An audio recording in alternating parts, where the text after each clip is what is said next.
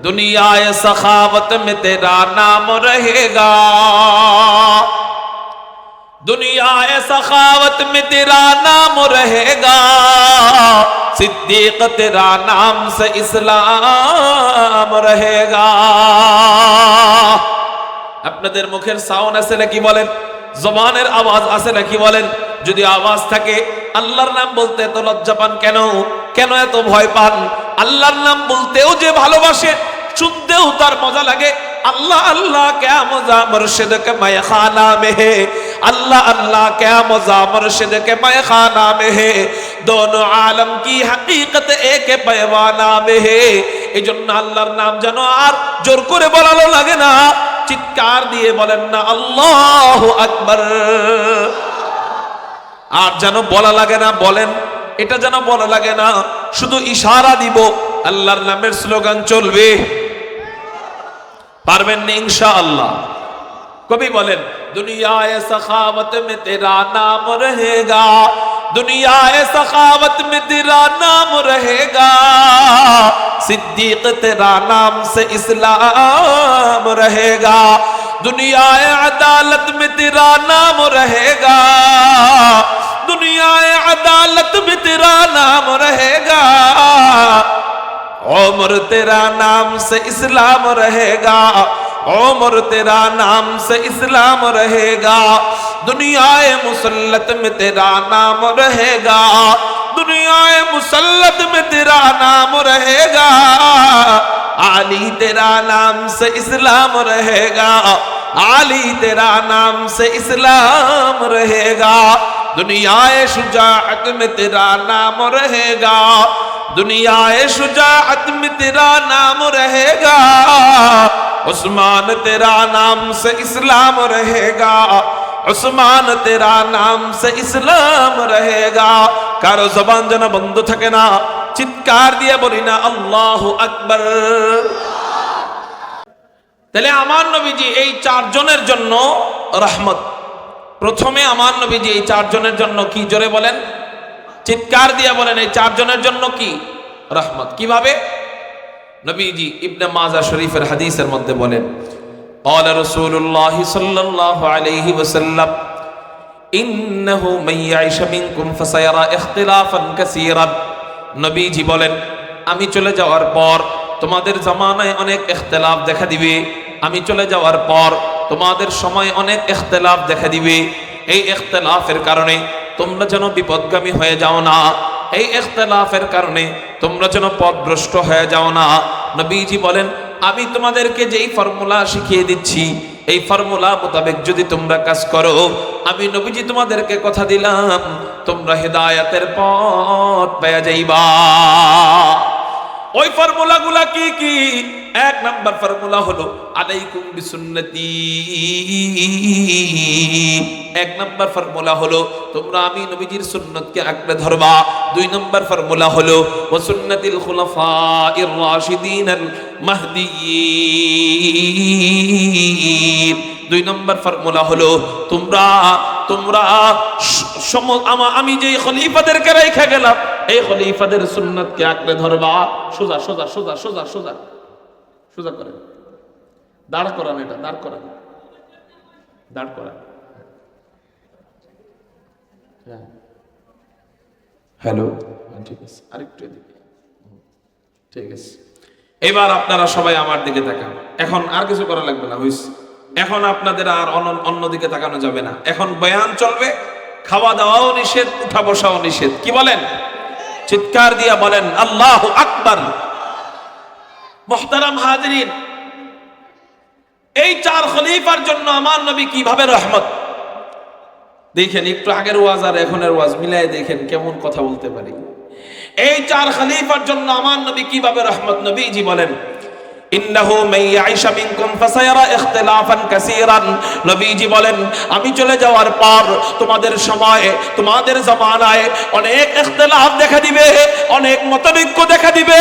নবীজি বলেন এই ইখতিলাফের কারণে তোমরা যেন পথভ্রষ্ট হয়ে যাও না, তোমরা যেন বিপদগামী হয়ে যাও না। বলেন বর্তমান জামানায় ইখতিলাফ আছে না নাই? নামাজের ভিতরে কেউ হাত বাঁধে বুকের উপর, কেউ হাত বাঁধে নাভির নিচে, কেউ হাত বাঁধে নাভির উপর, কেউ হাত ছাইড়া দেয়, কেউ মাজারে যায় সেজদা করে জিয়ারত করে, কেউ সুন্নাত তরিকায় জিয়ারত করে, আছে না নাই?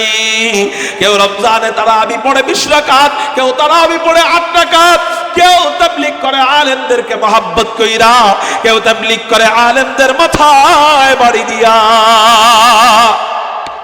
নবীজি বলেন এইরকম ইখতিলাফ দেখা দিবে, এই ইখতিলাফের কারণে তোমরা বিপদগামী হয়ে যেন না যাও, এই জন্য আমি নবীজি তোমাদেরকে ফর্মুলা শিখিয়ে দিচ্ছি। এই ফর্মুলা মোতাবেক যদি তোমরা চলো, তোমরা হেদায়েতের পথ পেয়ে যাইবা। এক নম্বর ফর্মুলা হলো ফালাইকুম বিসুন্নতি। এক নম্বর ফর্মুলা হলো তোমরা আমি নবীজির সুন্নতকে আঁকড়ে ধরবা। 2 নম্বর ফর্মুলা হলো ওয়াসুন্নাতিল খুলাফাইর রাশিদিনাল মাহদিয়্যিন। 2 নম্বর ফর্মুলা হলো তোমরা আমি নবীজির রেখে যাওয়া সুপথপ্রাপ্ত খলিফাদের সুন্নতকে আঁকড়ে ধরবা। এই খলিফাদের সুন্নতকে আঁকড়ে ধরলে তোমরাও হেদায়েত পেয়ে যাইবা। একটু চিৎকার দিয়া বলেন না সুবহানাল্লাহ। এই হাদিসের মধ্যে নবীজি 4 খলিফার প্রশংসা করতেছেন, বলতেছেন আর রাশিদিন আল মাহদিয়্যিন। 4 খলিফার ব্যাপারে নবীজি বলতেছেন এরা সুপথপ্রাপ্ত, এরা হেদায়েত প্রাপ্ত। এবার আপনারা আমাকে বলেন এই হাদিসটা প্রমাণ করে আমার নবীজি সাহাবীদের মধ্যে 4 খলিফার জন্য রহমত। কিভাবে রহমত? নবীজি 4 খলিফার ব্যাপারে বলতেছেন এরা হেদায়েত প্রাপ্ত। এবার আপনারা আমাকে বলেন হেদায়েত প্রাপ্তরা জান্নাতি না জাহান্নামী? জান্নাতি তার মানে তার যাদের জন্য আমার নবীরা জান্নাতের বার্তা দিবেন তাদের জন্য আমার নবী রহমত স্বরূপ না গজব স্বরূপ? তার মানে বোঝা গেল আমার নবীজি মানুষদের মধ্যে 1 নম্বর শ্রেণী 4 খলিফার জন্য রহমত। একটু চিৎকার দিয়া বলেন না সুবহানাল্লাহ। মানুষদের মধ্যে 2 নম্বর শ্রেণী সমস্ত সাহাবায়ে কেরাম, সব সাহাবীদের জন্য আমার নবীজি কিভাবে রহমত। নবীজি সব সাহাবায়ে কেরামদের ব্যাপারে আল্লাহ পাক রব্বুল আলামিন কুরআনুল কারীমের মধ্যে সাহাবায়ে কেরাম সম্পর্কে বহু আয়াত নাযিল করেন। কখনো আল্লাহ বলেন উলাইকা হুমুল মুফলিহুন, কখনো আল্লাহ বলেন উলাইকা হুমুল ওয়ারিসুন, কখনো আল্লাহ বলেন উলাইকা হুমুল মুত্তাকুন, কখনো আল্লাহ বলেন উলাইকা হুমুল মুহতাদুন, কখনো আল্লাহ বলেন উলাইকা হুমুল মুমিনুন, কখনো আল্লাহ বলেন উলাইকা কাতাবা ফি কুলুবিহিমুল ঈমান, কখনো আল্লাহ বলেন উলাইকা আল্লাযীনা ইমতাহানাল্লাহু কুলুবাহুম লিত্তাকওয়া লাহুম মাগফিরাহ ওয়া আজরুন আযীম।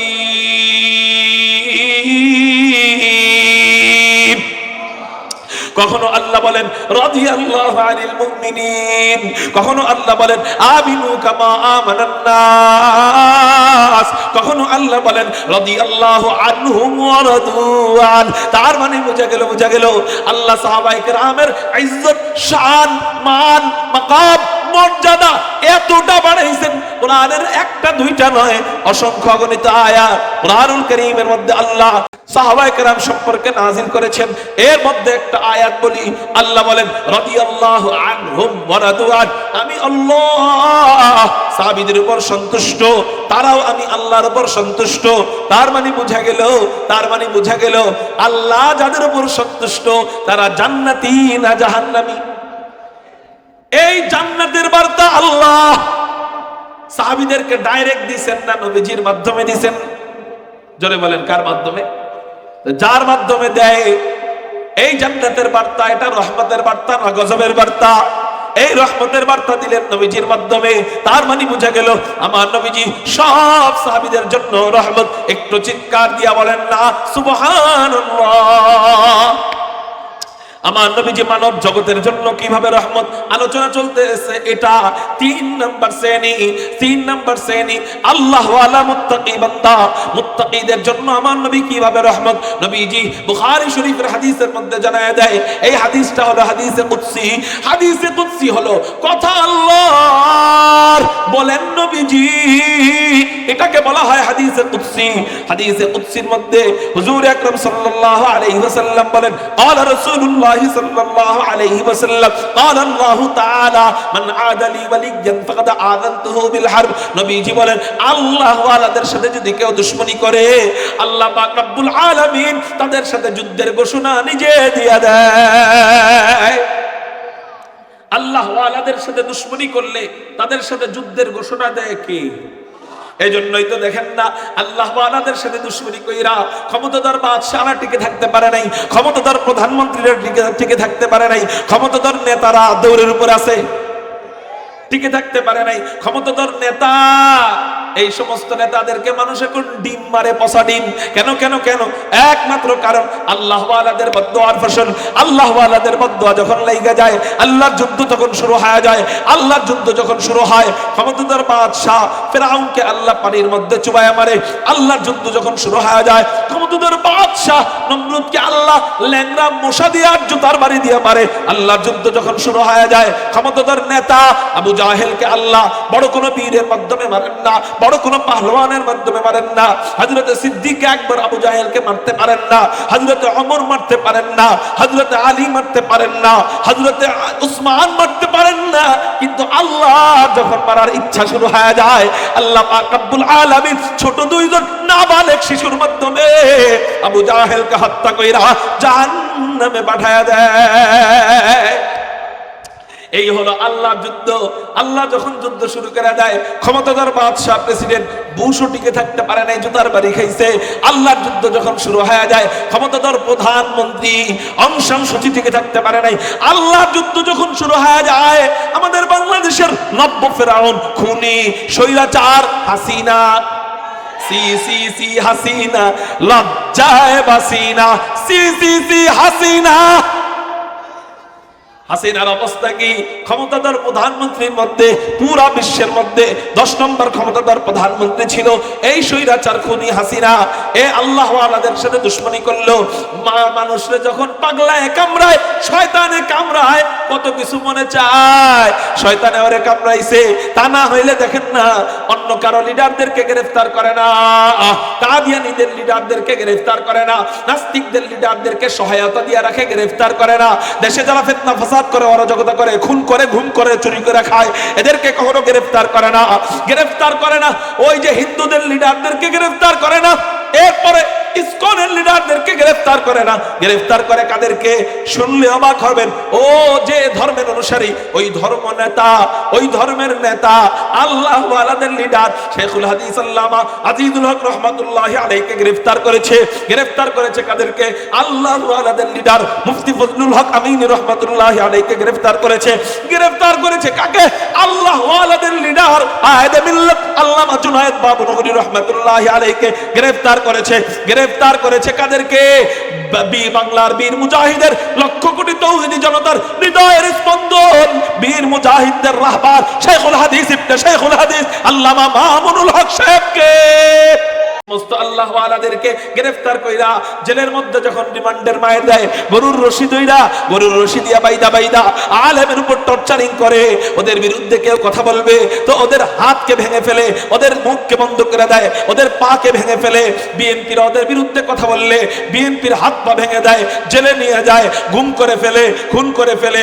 জাতীয় পার্টি কথা বললে ওদের অবস্থাও একই হয়। জামাতও কথা বলতে পারতেছে না, বিএনপিও কথা বলতে পারে না, আওয়ামী লীগ এরা তো দালালি, ওরা নিজেরাই তো জুলুম শুরু করে দেয়। এরকম সব দলকে যখন কোণঠাসা করে ফেললো, সমস্ত দলকে যখন কোণঠাসা করে ফেললে, কোন রাজনৈতিক দলের নেতারা ওর সাথে পারে না, কোন রাজনৈতিক নেতারাও পারে না, অরাজনৈতিক নেতারাও পারে না। পুলিশ ওর পক্ষে, সেনাবাহিনী ওর পক্ষে, র্যাব ওর পক্ষে, দেশের সামরিক বাহিনী ওর পক্ষে, পুরা ভারত ওর পক্ষে। ঠিক না ভাই? ভারতে 172টা পারমাণবিক বোমা আছে কমপক্ষে, 172টা। এই পুরা ভারতের পক্ষে। ও মনে করছিল আমার লাগুরকে পায়ে, খালি বাকি ছিল ফেরাউনের মতো বলা যে আমি খোদা, বাকি এ সারা সবই করছে, আমার লাগুর কে পায়। বাস বাস শুরু হয়ে গেল আল্লাহর যুদ্ধ। মান আদালি ওয়ালিয়ান ফাকাদ আযানতুহু বিল হারব। আল্লাহ যখন যুদ্ধ শুরু কইরা দেয়, বড় কোনো সেনাবাহিনীর নেতার প্রয়োজন পড়ে না, বড় কোনো লিডারের প্রয়োজন পড়ে না, বড় কোনো সামরিক বাহিনীর প্রয়োজন পড়ে না।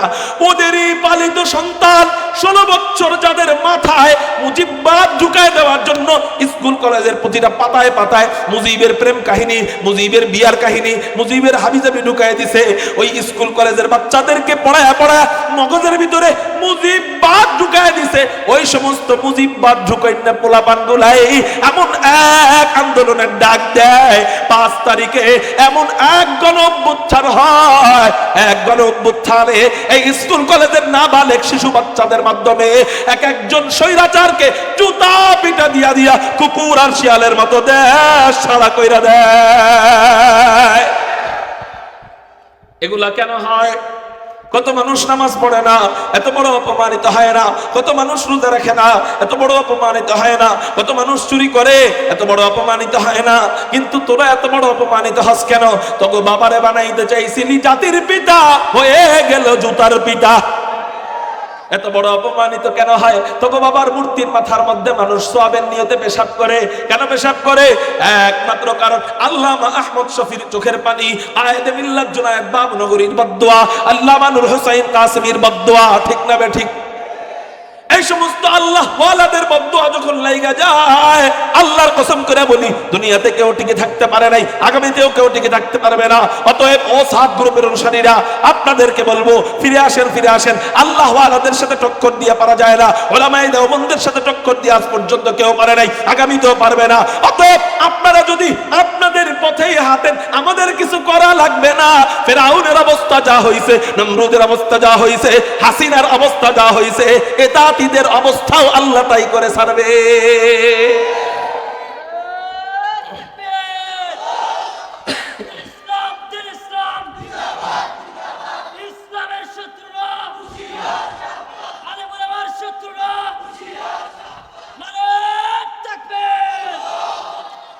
নবীজি এক হাদিসে বলছে আলেমদেরকে মহব্বত করো, ওয়ালা তাকুন খামিসান ফাতাহলিক, কিন্তু উলামা বিদ্বেষী হয় না, ধ্বংস হয়ে যাইবা। কে বলছে? ওলামা বিদ্বেষী যারাই হয় এদের ধ্বংস অনিবার্য বলছেন কে? নবীজি। এখন দেখেন আশ্চর্যের ব্যাপার হলো, ওলামা বিদ্বেষী যারা হয়েছে নবীজির হাদিস মোতাবেক এরা ধ্বংস হবে না? আল্লাহ তো কোনোভাবে এদেরকে ধ্বংস করবে। তো ধ্বংস করার জন্য একটা ইস্যু দাঁড় করাইতে হয় না? ইস্যু ছাড়া তো আর ধ্বংস, আল্লাহ তো আর ডাইরেক্ট আসমান থেকে আইসা আসার দিবে না। একটা ইস্যু দাঁড় করায় এরপর ধ্বংস করবে, তাই না? হাসিনা ওলামা বিদ্বেষী হয়েছিল, আল্লাহ একটা ইস্যু দাঁড় করায় দিছে, কোটা সংস্কার আন্দোলন, ঠিক না বে ঠিক?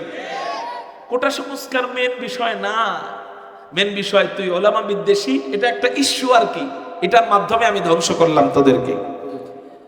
এই সাব গ্রুপের এই তাঁতিরা আমাদের ওলামা বিদ্বেষী। এখন ওদেরকেও একটা ইস্যু দিয়ে ধ্বংস করতে হবে কিনা বলেন? মানে এগত ইস্যু খুঁজে পাওয়া কঠিন, কারণ এরা তো আস্তে আস্তে নীরবে নিবৃতে মসজিদে যায়, চোরের মতো ঢুকে আর চোরের মতো বাইর হয়। তো এদের তো ইস্যু দাঁড় করানো কঠিন, আমরা মনে করি কঠিন, কিন্তু আল্লাহ চাইলে সহজ। ইস্যু দাঁড় হয়ে গেছে, ওদেরকে শয়তানে কামড়াইছে। টঙ্গীর ময়দানে উলামায়ে কেরামের তত্ত্বাবধানের তাবলীগের ভাইরা ঘুমাইছিল, ওই যে আল্লাহ একটা উসিলায় তো ধ্বংস করবে, তো রাত্রেবেলা যায়া আলেমদের মধ্য থেকে 4 জন ব্যক্তিকে ওরা হত্যা করছে। ইস্যুদার হয়ে গেছে, এখন এরা দৌড়ের উপরে আছে, সরকার এদেরকে গ্রেফতার করা শুরু করছে। এটা আমাগো মায়ের না, ওরা নিজের আকামের কারণে নিজেরা ধ্বংস হচ্ছে। আমরা কি ওদের বিরুদ্ধে মামলা করতে গেছিলাম নি? ওরা মামলা দিছে কাগো, মুফতি আব্দুল মালিক সাহেবের নামে মামলা দিতে গেছে, ওরা মামলা দিতে গেছে, মধুপুর পীর সাহেব হুজুরের নামে মামলা দিতে গেছে। বুঝলি না রে? মান আদালি ওয়ালিয়ান ফাকাদ আযানতুহু বিল হারব। আল্লাহ ওয়ালাদের সাথে যারা দুশমনি করে, তাদের সাথে যুদ্ধ করে আল্লাহ শয়তান ডারে ধরে একটু দেরিতে, একটু ভালা যারা হ্যাগো ধরে নগতে। হাসিনা আসলে শয়তান, এর লেগে ধরছে 16 বছর পরে। তোরা হাসিনার তুলনায় একটু ভালো আসিনি, নামাজ অন্তত পড়তি, এর লেগে আলেমগো বিরুদ্ধে মামলা দিতে দেরি, তখন আমি এখন মামলা খাইতে দেরি হয় নাই, আল্লাহ নগদে ধরে লাইছে। এই জন্য ভাই সাত গ্রুপের অনুসারীর মধ্যে দুই প্রকার আছে। এক প্রকার হলো যারা সাত সাপকেও ভালোবাসে আবার আলেমদের বিরোধিতাও করে না। আরেক গ্রুপ হলো ডাইরেক্ট সন্ত্রাস। আমি সন্ত্রাসীদের কথা কিছু বলতে চাই না, কারণ এদের হেদায়াত আল্লাহর হাতে, আল্লাহ এদেরকে হেদায়াত দিক। কিন্তু যারা মাঝামাঝি আছেন যে সাত সাহেবের পক্ষে যাবো না আলেমদের পক্ষে যাবো, কারা আসলে ভালো কারা আসলে ভালো, টঙ্গীর ওই দিনের ঘটনার থেকে আপনি প্রমাণ করে নেন। এটা কি জিহাদ? রাত্রেবেলা গোপনে যায় ইটা দিয়া মাথা থেতলায় দিয়া হত্যা করে এটা জিহাদ? এটা জিহাদের কোন রুলসে পড়ছে, কোন মূলনীতির অনুযায়ী জিহাদ হয়েছে এটা? অতএব এই সন্ত্রাসী দলের সাথে যারা মধ্যম পন্থা অবলম্বন করতেছেন, মানে সাত সাহেবকেও ভালোবাসেন আবার হুজুরকেও ভালোবাসেন, আমি ওই সমস্ত ইতাআতির ভাইদেরকে বলবো আপনারা এখান থেকে বুঝে নেন যে ওটা একটা সন্ত্রাসী দল হয়ে গেছে। আল্লাহ এদেরকে আমাদের থেকে বিচ্ছিন্ন করে দিয়েছে। এদেরকে কি করে দিয়েছে? এটা একটা কি বলেন, কাগজ। এটা একটা কি কাগজ। এখান থেকে এতটুকু বিচ্ছিন্ন হয়ে গেছে। এটার সাথে থাকবেন না এটার সাথে থাকবেন? বড়টার সাথে থাকবেন। বলেন ইনশাআল্লাহ আমরা উলামায়ে কেরামদের তত্ত্বাবধানে তাবলীগ করব। এবছর জানুয়ারির 31 তারিখ, ফেব্রুয়ারির 1-2 আমরা ইনশাআল্লাহ এবার টঙ্গীর পবিত্র ময়দানকে হেফাজত করবার জন্য আমরা কারা কারা যাব, আল্লাহু আকবার বলে দুই হাত আমরা, এবং উলামায়ে কেরামদের সাথে থাকবো। রাজি আছেন ইনশাআল্লাহ? আল্লাহ তুমি কবুল করো, বলি আমিন। হাত নামান।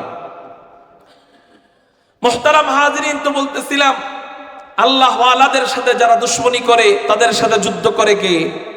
আল্লাহর যুদ্ধ যখন শুরু হয়ে যায় কোন ফাঁক দিয়া যে আল্লাহ মায়ের দিয়ে দিবে এটা বোঝা যাবে না। ঠিক না ঠিক? আল্লাহ আমাদেরকে বুঝার তৌফিক দান করুক। তাহলে বোঝা গেল আল্লাহ ওয়ালাদের সাথে দুশ্মনী করলে যুদ্ধ করবে আল্লাহ। এই হাদিসটা, এই রহমতের বার্তাটা ওলিদের সম্পর্কে দিলেন মুহাম্মদুর রাসূলুল্লাহ। তার মানে বোঝা গেল আমার নবীজি আল্লাহ ওয়ালাদের জন্য রহমত। একটু চিৎকার দিয়ে বলেন না সুবহানাল্লাহ। মানুষদের মধ্যে 4 নাম্বার শ্রেণী মুমিন বান্দা। চিৎকার দিয়ে বলেন কারা? মুমিন বান্দা।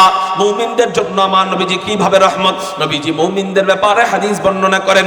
ইবনে মাজাহ শরীফের হাদিস, হযরত আব্দুল্লাহ বলেন আন আব্দুল্লাহ ইবনে উমর রাদিয়াল্লাহু তাআলা আনহু قال রাআইতু রাসূলুল্লাহ সাল্লাল্লাহু আলাইহি ওয়াসাল্লাম ইয়াতুফু বিল কাবা ওয়া ইয়াকুল। হযরত আব্দুল্লাহ ইবনে উমর বলেন আমি হুজুর আকরাম সাল্লাল্লাহু আলাইহি ওয়াসাল্লামকে কাবা শরীফ তাওয়াফ করতে দেখলাম। কাবা তাওয়াফ করার সময় নবীজি কাবাকে উদ্দেশ্য করে বলতে লাগলেন মা আতিয়াবাকি, হে কাবা তুমি কতই না উত্তম। ওয়া মা আতিয়াবারি হাকি, হে কাবা তোমার ঘ্রাণ কতই না আকর্ষণীয়। ওয়া মা আযমাকি, হে কাবা তুমি কতই না মহান। ওয়া মা আযমা হুরমাতাকি, হে কাবা তোমার সম্মান আল্লাহর কাছে কতই না উঁচু। কিন্তু কাবা তুমি কি জানো তোমার চেয়ে আল্লাহর কাছে দামি কে, তোমার চেয়ে আল্লাহর কাছে প্রিয় কে?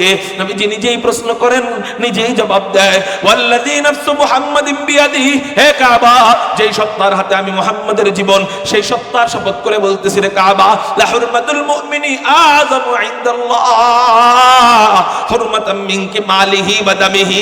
একজন মুমিনের জান, একজন মুমিনের মাল, একজন মুমিনের সম্মান ও কাবা তোমার চেয়ে আল্লাহর কাছে কোটি কোটি কোটি কোটি গুণ বেশি দাবি। একটু চিৎকার দিয়ে বলেন না সুবহানাল্লাহ। একজন মুমিনের জান, একজন মুমিনের জান, একজন মুমিনের মাল, একজন মুমিনের সম্মান আল্লাহর কাছে কোটি কোটি গুণ বেশি। এই মুমিনকে আমি কেমনে কষ্ট দেই, এই মুমিনকে টঙ্গীর ময়দানে যায় আমি কেমনে হত্যা করি, এই কাবার চেয়েও বেশি দামি আমার আল্লাহ পাকের মুমিন বান্দা। সুবহানাল্লাহ বলেন। তাইলে মুমিন বেশি দামি কাবার চেয়ে, এই কথা জানায় দিলেন নবীজি। এটা কি মুমিনের জন্য রহমতের বার্তা নাকি গজবের বার্তা? রহমতের বার্তা। তার মানে বুঝা গেল আমার নবীজি মুমিনদের জন্য রহমত। একটু চিৎকার দিয়ে বলা যায় না সুবহানাল্লাহ। আলহামদুলিমান কদ্দারা খাইরাও ওয়া খাবালা, আলহামদুলিমান কদ্দারা খাইরাও ওয়া খাবালা, ওয়াশ শুকরু লিমান সাওয়ারা হুসনা ওয়া জামালা, ফারদুন সামাদুন আন সিফাতিল খালকি বারিউন। ঘুমায় গেছে গা? চিৎকার দিয়া বলেন আল্লাহু আকবার।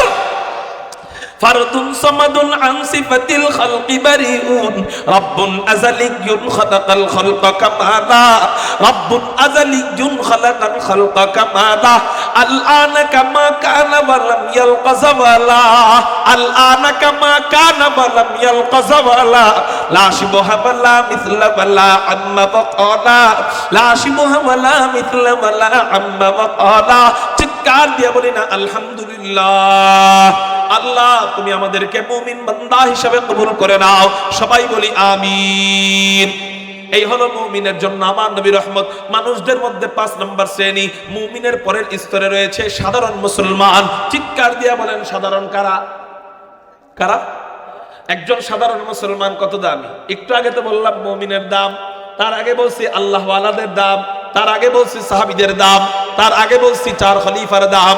এখন আসেন, হুজুর আমি সাহাবীও হইতে পারি নাই, আমি তো খলিফাও হইতে পারি নাই, আমি সাহাবীও হইতে পারি নাই, আমি আল্লাহ ওয়ালাও হইতে পারি নাই, আমি তো সাধারণ মুমিনও হইতে পারি নাই, এখন আমি হলাম সাধারণ মুসলমান। তাহলে আসেন আপনার দাম কেমন? ক্বালা রাসূলুল্লাহ সাল্লাল্লাহু আলাইহি ওয়াসাল্লাম, নবীজি তিরমিজি শরীফের মধ্যে বলেন, তিরমিজি শরীফের মধ্যে জানায়া দেয়, লা যাওয়ালুদ দুনিয়া আহওয়ানু আলাল্লাহি মিন কতলি রাজুলিন মুসলিম। নবীজি বলেন আল্লাহ পাক রব্বুল আলামিনের কাছে একজন মুসলমান হত্যা হওয়ার চেয়ে পুরা দুনিয়া ধ্বংস হয়ে যাওয়া সহজ। কি বললাম? একজন মুসলমান হত্যা হওয়ার চেয়ে পুরা দুনিয়া ধ্বংস হয়ে যাওয়া অধিক সহজ। পুরা দুনিয়া মানে আপনি যেই জমিনে বাস করতেছেন এই জমিনটা পুরা দুনিয়া? না না না, এই জমিনটা হলো পৃথিবী, দুনিয়ার একটা অংশ। এই জমিনটা দুনিয়া নয়, এই জমিনটা হলো পৃথিবী। পৃথিবীর মাঝখানে চন্দ্র নাই, পৃথিবীর মাঝখানে সূর্য নাই, পৃথিবীর মাঝখানে মাটি, মাটির ভিতরে আরো কত কিছু আছে, কিন্তু দুনিয়ার মাঝখানে পৃথিবীও আছে, চন্দ্রও আছে, সূর্যও আছে, আসমানও আছে, জমিনও আছে, 7 আসমানও আছে, 7 জমিনও আছে, পুরা তারকারাজি আছে, গ্যালাক্সি আছে। এক তারকার থেকে আরেক তারকার দূরত্ব কমপক্ষে 33 লক্ষ আলোকবর্ষ। 33 লক্ষ আলোকবর্ষ মানে এক একটা আলো ছোটার গতি আছে। এই যে লাইটের আলো ধরাইছে, এই আলো ছোটার গতি হলো 1 সেকেন্ডে 3 লক্ষ কিলোমিটার। চিৎকার দিয়া বলেন 1 সেকেন্ডে কয় কিলোমিটার? 1 সেকেন্ডে 3 লক্ষ কিলোমিটার হইলে এই আলোটা 33 লক্ষ বছর পরে যায় কোন জায়গায় যাবে? 33 লক্ষ বছর পরে যায় এই আলো যত দূর যাবে অত দূর যায় একটা তারকা, আবার তার থেকে তত দূর যায় আরেকটা তারকা, আবার তার থেকে তত দূর যায় আরেকটা তারকা। এরকম কোটি কোটি কোটি কোটি কোটি কোটি তারকা নিয়ে একটা গ্যালাক্সি, এরকম কোটি কোটি কোটি কোটি গ্যালাক্সি নিয়ে আল্লাহ ইন্না যায়্যানাস সামাআদ দুনিয়া বিজিনাতিল কাওয়াকিব, কোটি কোটি কোটি কোটি গ্যালাক্সি নিয়ে আল্লাহ আসমানটাকে সাজায় রাখছে। এই সবগুলা হলো দুনিয়ার ভিতর। তাহলে বুঝেন দুনিয়া কত বড়। এরকম পুরা দুনিয়া আল্লাহর কাছে ধ্বংস হয়ে যাওয়া সহজ, কিন্তু একজন মুসলিমকে হত্যা করলে আল্লাহ বেশি কষ্ট পাবে। তার মানে বোঝা গেল একজন মুসলমানের দাম, সে মুমিন না হলেও, মুত্তাকি না হলেও, সাহাবী না হলেও, যদি সাধারণ মুসলমান হয় ওই মুসলমানের দাম আল্লাহর কাছে পুরা দুনিয়ার চেয়ে বেশি। চিৎকার দিয়া বলেন সুবহানাল্লাহ। আল্লাহর কাছে পুরা দুনিয়ার চেয়ে বেশি যদি একজন মুসলমান হয়, তাহলে বলেন আমার মুখ দিয়ে আমি কখনো কোনো মুসলমানকে কষ্ট দিব না, আমার হাত দিয়ে কখনো কষ্ট দিব না, আমার পা দিয়ে কখনো কষ্ট দিব না, আমি ইশারায় কখনো কষ্ট দিব না। আল মুসলিমু মান সালিমাল মুসলিমুনা মিন লিসানিহি ওয়া ইয়াদিহি, প্রকৃত মুসলমান তো সে যার হাত এবং মুখ দ্বারা আরেকজন মুসলমান নিরাপদ থাকে। এই জন্য নিয়ত করেন আর জীবনে কারো গীবত করব না, আর জীবনে কারো চগলখড়ি করব না, আর জীবনে কাউকে গালি দিব না। কেউ গালি দিলেও তার সাথে হাসি মুখে কথা বলবো। রাজি আছে কারা কারা? আল্লাহু আকবার বলে 2 হাত আল্লাহরে দেখ। রাজি আছেন ইনশাআল্লাহ? আল্লাহ তুমি কবুল করো, বলি আমিন। হাত নামান। তাহলে মানুষদের মধ্যে 5 নম্বর শ্রেণী সাধারণ মুসলমান। সাধারণ মুসলমানের ব্যাপারেও আমার নবী রহমতের বার্তা দেয়। তার মানে আমার নবীজি মুসলমানদের জন্য রহমত। একটু চিৎকার দিয়া বলেন সুবহানাল্লাহ। সাধারণ মুসলমানের পরের স্তরে রয়েছে ফাসিক বান্দা। জোরে বলেন কারা? অমুসলিম এখনো হয় নাই, এখনো কি ফাসিক। ফাসিকের মধ্যে সবচেয়ে বড় ফাসিকি হইল জুলুম করা। গুনার মধ্যে সবচেয়ে বড় গুনাহ কুফর এবং শিরিক। এটা তো অমুসলিমই হয়ে যায়। কুফর এবং শিরিকের পরেই যে গুনাহটা আছে ওই গুনার নাম কি? জুলুম। তাহলে আপনি যত বড়ই গুনাহ করেন না কেন, জুলুমটা হলো কুফর এবং শিরকি বাদে সবচেয়ে বড় গুনাহ। জুলুম জিনার থেকেও খারাপ, জুলুম নামাজ না পড়ার থেকেও খারাপ, জুলুম গীবতের থেকেও খারাপ। কেন? যদি কেউ জিনা করে আল্লাহ মাফ করুন, আল্লাহর কাছে মাফ চাইলে মাফ পাওয়া যাবে। যদি কেউ নামাজ না পড়ে আল্লাহর কাছে মাফ চাইলে মাফ পাওয়া যাবে। আর মাফ না চাইলেও আল্লাহ চাইলে তারে মাফ করে দিবেন। কিন্তু কেউ যদি কারো উপর জুলুম করে, ওই ব্যক্তি যতক্ষণ মাফ না করবে আল্লাহও মাফ করবে না। এই হলো জুলুম। এই জালেম, এর জন্য আমার নবী রহমতের বার্তা দেয়। কই যাইবেন আপনি? কোন দিক দিয়ে আমার নবীকে আপনি ফেলাই দিবেন? সব দিক দিয়ে আমার নবী সবার ব্যাপারে দরদ দেখায় গেছে। এই নবীকে ভালো না বাসলে কপাল পোড়া, কপাল পোড়া।